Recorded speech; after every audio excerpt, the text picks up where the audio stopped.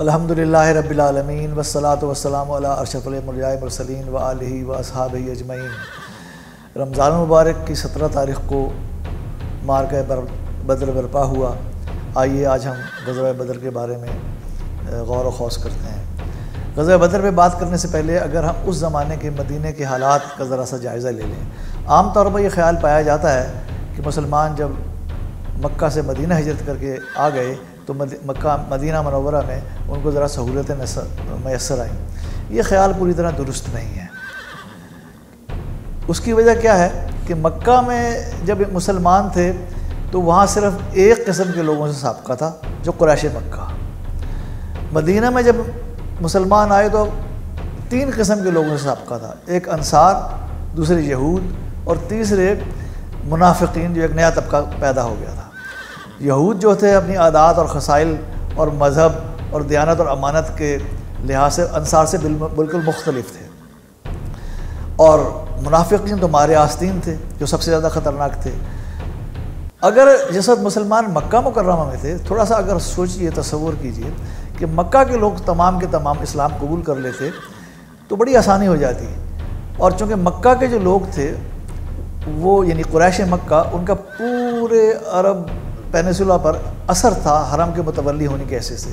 ان کے مسلمان ہونے کی وجہ سے اور باقی لوگ بھی بڑی آسانی سے اسلام قبول کر سکتے تھے۔ لیکن مدینہ کا جو معاشرہ تھا وہ ذرا مختلف تھا۔ مدینہ کا اثر جو تھا وہ محدود تھا۔ مدینہ میں بیرونی خطرات سے یعنی مسلمان محفوظ تھے، لیکن ساتھ ہی یہ ہوا کہ جب مدینہ مسلمان پہنچ گئے تو قریش تو نچلے بیٹھنے والے نہیں تھے۔ ان کو اس بات کی بڑی پریشانی تھی کہ محمد صلی اللہ علیہ وسلم ان کے ساتھی ہمارے ہاتھ سے نکل گئے ہیں۔ تو ایک قریش نے ایک خط لکھا عبداللہ بن ابی کو، جو کہ مدینہ کا سردار بننے والا تھا، اور اس خط میں لکھا کہ تم نے ہمارے آدمی کو پناہ دی ہے، ہم خدا کی قسم کھاتے ہیں کہ یا تو تم ان کو قتل کر دو یا مدینہ سے نکال دو، ورنہ ہم سب لوگ تم پر حملہ کریں گے، تم کو فنا کر دیں گے، تمہاری عورتوں پر تصرف کریں گے۔ یقیناً یہ بڑی زبردست دھمکی تھی۔ جب آن صلی اللہ علیہ وسلم کو اس خط کا پتہ چلا تو آپ نے عبداللہ سے کانٹیکٹ کیا، اس کو سمجھایا کہ کیا تم خود اپنے بیٹوں اور بھائیوں سے لڑو گے، چونکہ اکثر انصار مسلمان ہو چکے ہیں۔ عبداللہ اس نقطے کو سمجھ گیا اور قریش کے حکم کی تعمیل نہ کی۔ یعنی اسی قسم کا خط ہم دیکھتے ہیں کہ بدر کے بعد بھی قریش نے لکھا تھا۔ ایک اندازے کے مطابق اس وقت مدینہ کی کل آبادی 5000 نفوس پر مشتمل تھی، اس میں سے تقریباً نصف یہود تھے۔ بہرحال قریش کی شے پا کر منافقین اور یہود جو تھے ان کا سر پھر چکا تھا۔ ان کا رویہ مسلمانوں کے ساتھ اچھا نہ تھا۔ حرم کی تولیت کی وجہ سے تمام عرب جو تھے وہ قریش کا احترام کرتے تھے۔ مکے سے مدینہ تک جو قبائل پھیلے ہوئے تھے قریش کے زیر اثر تھے۔ ان سب کو قریش نے اسلام کا مخالف بنا دیا۔ اس زمانے میں آن صلی اللہ علیہ وسلم راتوں کو جاگا کرتے تھے، اور صحیح بخاری میں ہے کہ ایک دفعہ آپ نے فرمایا صحابہ سے، آج کوئی اچھا آدمی پہرا دیتا ہے؟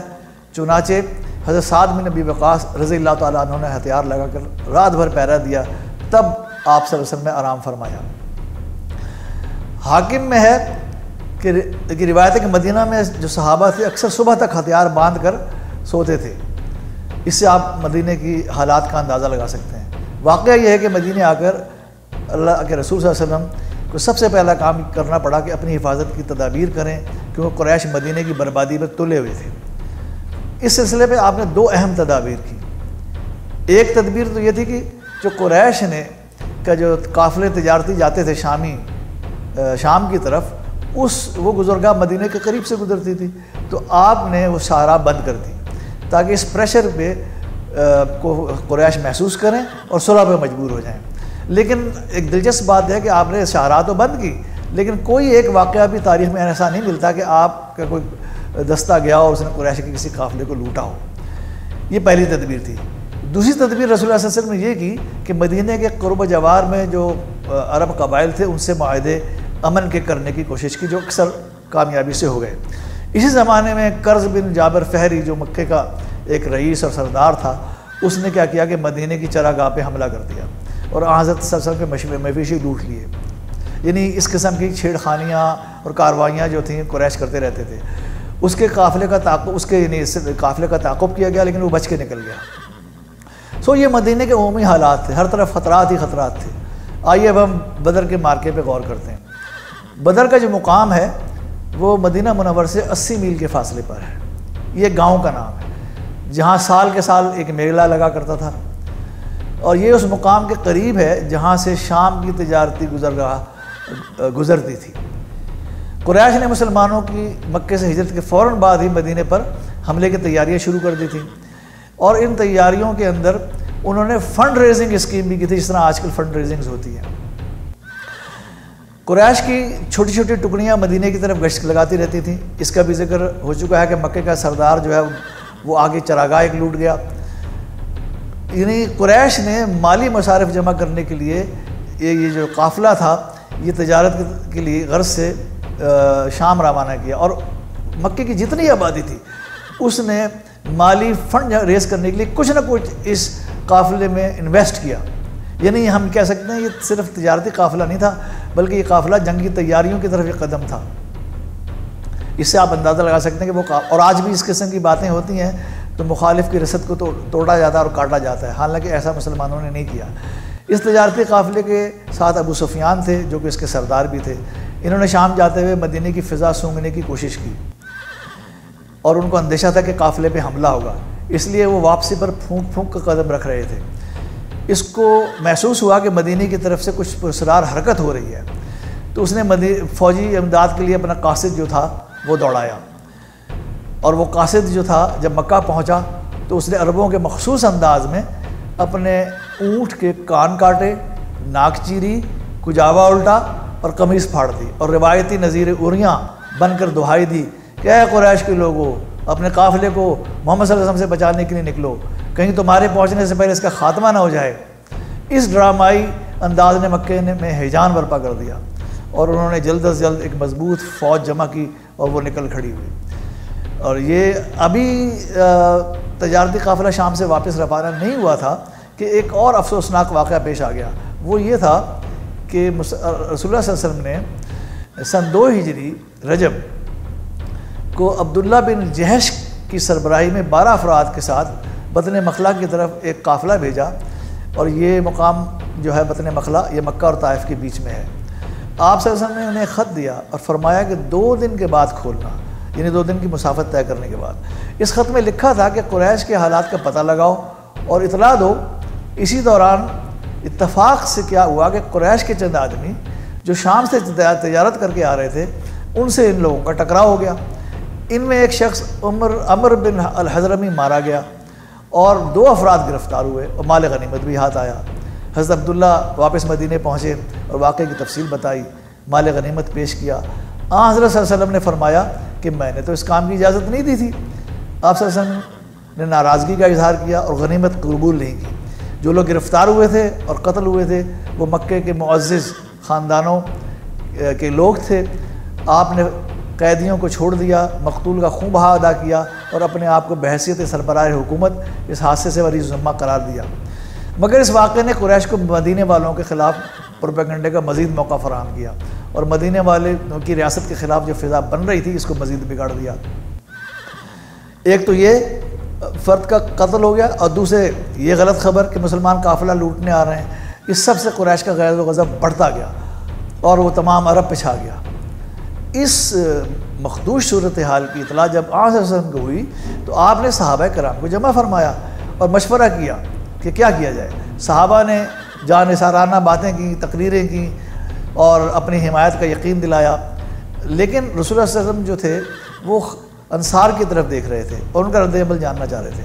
بات یہ تھی کہ جب انصار سے جو بیعت ہوئی تھی آپ کی، وہ اس پر تھی کہ اگر مدینے پر کسی نے چڑھائی کی تو انصار آپ کی مدد کریں گے اور آپ کے حق میں تلوار اٹھائیں گے، لیکن یہ سلسلہ یہ تھا کہ مدینے سے باہر نکل رہے تھے۔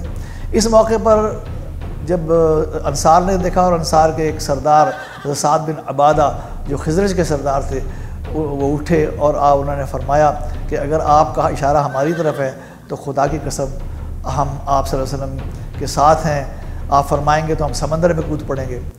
اسی طرح بخاری شریف میں ہم دیکھتے ہیں کہ حضرت مقداد رضی اللہ تعالیٰ عنہ نے بھی بہت عمدہ تقریر کی اور کہا کہ ہم موسیٰ علیہ السلام کی قوم کی طرح نہیں ہیں کہ آپ سے کہیں کہ آپ اور آپ کا خدا جا کر لڑے، بلکہ ہم لوگ آپ صلی اللہ علیہ وسلم کے داہنے سے بائیں سے، سامنے سے، پیچھے سے لڑیں گے۔ یہ سب سن کر آپ کا چہرہ جو ہے خوشی سے دمک اٹھا۔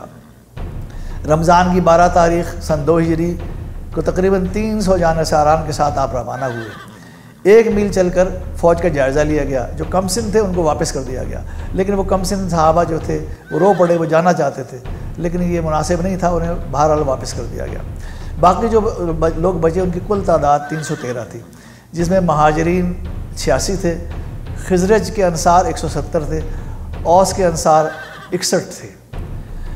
پیچھے مدینہ میں یہود اور منافقین سے خطرہ تھا۔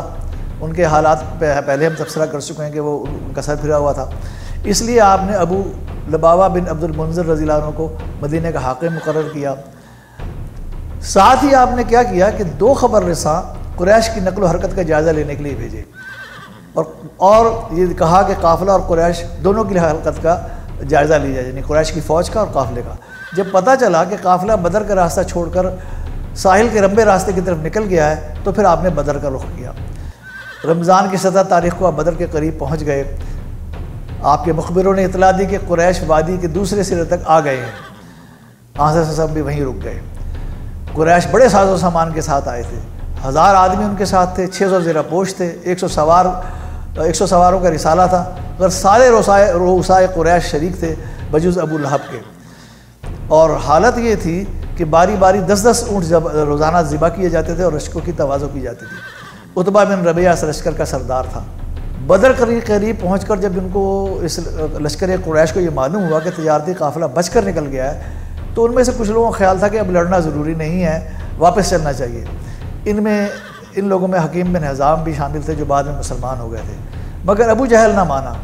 2 قبائل زہرہ اور عدی واپس چلے گئے، لیکن باقی لوگ جو تھے وہ آگے بڑھ گئے۔ صحابہ کرام سے ادھر رسول اللہ صلی اللہ علیہ وسلم نے مشورہ کیا تو صحابہ نے فرمایا کہ بدر کے میدان میں آگے بڑھ کر چشمے پہ قبضہ کر لیا جائے۔ چنانچہ آپ نے چشمے پہ قبضہ کر لیا، آس پاس کے کنویں اور بیکار کر دیے۔ اللہ کے حکم سے بارش کی وجہ سے گرد جم گئی۔ صحابہ نے جا بجا پانی روک کر چھوٹے چھوٹے حوض بنا لیے تاکہ وضو اور غسل کے کام آ سکیں۔ سورہ انفال میں اس بارش کا ذکر ہے، وَيُنَزِّلُ عَلَيْكُم مِّنَ السَّمَاءِ مَاءً لِيُطَهِّرَكُم بِهِ، اور آسمان سے پانی تمہارے اوپر برسا رہا تھا اللہ تاکہ تمہیں پاک کرے۔ پانی پر قبضہ کے باوجود ایک بات بڑی اہم ہے نوٹ کرنے کی کہ اللہ کے نبی نے قریش کو پانی لینے سے نہیں روکا، ان پر پانی کی پابندی نہیں تھی۔ رات کے وقت تمام صحابہ نے آرام کیا، لیکن صرف آپ صلی اللہ علیہ وسلم کی ذات تھی جو بیدار رہی صبح تک اور اللہ سے دعا میں مصروف رہی۔ صبح لوگوں کو نماز کے بعد جہاد پر باز فرمایا گیا۔ دونوں فوجوں میں 1 اور 3 کی نسبت تھی۔ اسی دوران 2 صحابی حذیفہ بن یمان اور حیل کہیں سے آ رہے تھے۔ ان کو قریش نے روک لیا اور کہا کہ تم محمد صلی اللہ علیہ وسلم کی مدد کو جا رہے ہو۔ انہوں نے انکار کیا۔ قریش نے ان سے جنگ میں عدم شرکت کا وعدہ لے کے انہیں چھوڑا۔ یہ دونوں حضرات آپ صلی اللہ علیہ وسلم کے پاس جب پہنچے تو انہوں نے صورتحال بیان کی۔ آپ صلی اللہ علیہ وسلم نے فرمایا کہ تم نے وعدہ کر لیا ہے، تم وعدہ نبھاؤ، ہم کو صرف اللہ کی مدد درکار ہے۔ یعنی غور کیجیے، جس وقت ایک فرد کی ضرورت تھی اس وقت بھی اللہ تعالیٰ کے نبی نے وعدہ نبھانے پہ زور دیا۔ صحیحین میں کہ آپ صلی اللہ علیہ وسلم آپ نے دونوں ہاتھ پھیلائے، انتہائی خشوع سے دعا فرمائی اور فرمایا کہ اے اللہ تو نے مجھ سے وعدہ کیا ہے، آج پورا کر۔ محویت اور بے خودی کے عالم میں چادر آ کے کندھے سے گر پڑی۔ آپ صلی اللہ علیہ وسلم کو خبر تک نہ ہوئی، کبھی سجدے میں جا کے فرماتے کہ خدایا اگر یہ چند نفوس آج مٹ گئے تو پھر قیامت تک آپ کا نام لینے والا کوئی نہ ہوگا۔ کہا جا سکتا ہے کہ اس وقت تاریخ بدر کے چھوٹے سے میدان میں سمٹ آئی تھی۔ ایک طرف آبائی مذہب، قدیم رسم و رواجات، اپنی قیادت اور معاشی مفاد کا بچاؤ کرنے کا جنون، اور دوسری طرف اللہ کی رضا کی خاطر اور اثار اور جاں بازی کے حیرت انگیز منظر دیکھنے میں آئے۔ بھائی بند ایک دوسرے کے سامنے تھے۔ اللہ کی مدد سے میدان مسلمانوں کے ہاتھ رہا اور نتیجتاً اسلامی فوج کے کل 22 جاں بازوں نے جام شہادت نوش کیا، اور دوسری طرف قریش کے 70 افراد جہنم واصل ہوئے اور 70 ہی افراد قیدی بنائے گئے۔ یہ اللہ کی مدد سے تھا۔ قریش کی کمر ٹوٹ گئی، اس لیے مارکہ بدر کے دن کو یوم فرقان کہا جاتا ہے، اور یہ انتہائی اہم دن تھا۔ اللہ کے بھروسے پہ چند نفوس ایک بڑے لشکر سے ٹکرا گئے اور اللہ تعالیٰ نے اپنے فرشتوں سے ان کی مدد فرمائی۔ اللہ تعالیٰ سے ہم دعا کرتے ہیں کہ ان بدر کے مجاہدوں کا اور ان شہیدوں کے درجات بلند کر اور اس کی برکتیں اور یوم بدر کی تمام عالم اسلام پر عطا فرما، اور جو آنے والا دن ہے 17 رمضان کا، اس میں اللہ تعالی ہم کو یوم بدر کا پورا شعور عطا فرمائے۔ ربنا تقبل منا انک انت السمیع العلیم وتب علینا انک انت التواب الرحیم۔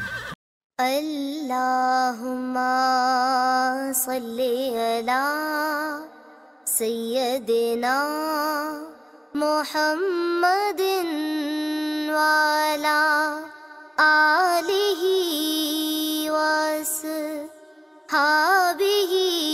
وسلم۔ اللہم صلی علی سیدنا محمد وعلی